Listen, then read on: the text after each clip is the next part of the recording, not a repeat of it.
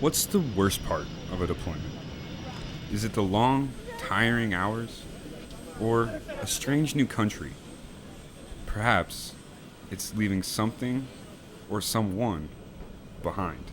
I think anytime when a Marine or service member has to go on a deployment, it's extremely difficult on the families and on them to have to say goodbye for that long duration of time. It can be especially challenging for families surprised by the news.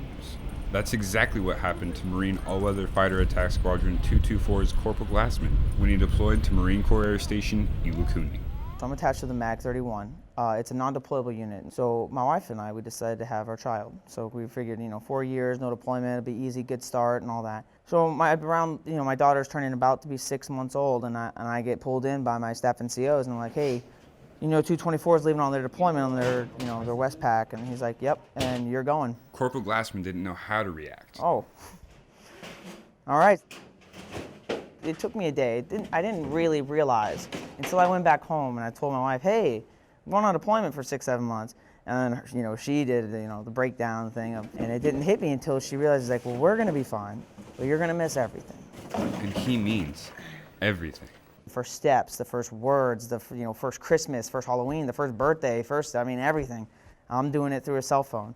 Fortunately, modern technology allows him to catch some of the highlights. My wife hits the video button on Facebook to video chat, and then as soon as I press the accept video chat, I just see my kid's face just right up to it. But when it's me, she just sits there and goes, Dad, Dad, Dad, Dad. VMFA 224 understands the hardships Marines like Corporal Glassman go through, and they try to help as much as possible. The command does a really good job at taking care of its own when it comes to things like that. We've had, a few Marines themselves who get sent back home just to be there for their own kid's birth.